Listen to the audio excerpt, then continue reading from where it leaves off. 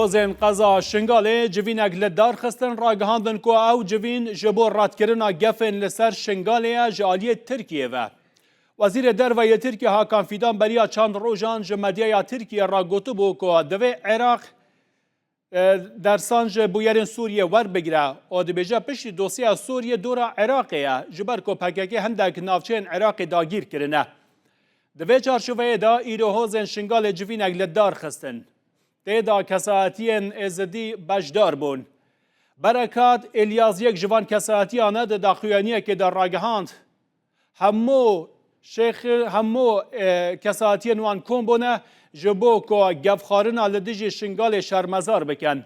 Her wiha bang li hemû aliyan kir ku hevgirtina xwe li dijî gefan xurt bikin. Kesayetiyekî dinyê Kurdê êzidî Dexîl Murad ji Rûdawê Raxivî got divê ku hemû hêzên li Şingalê weke pêşmerge yekînên parastina Şingalê yebeşê û hêzên Heşda Şeibî li hev bicivin hêzeke hevgirtî ji bo Şingalê ava bikin.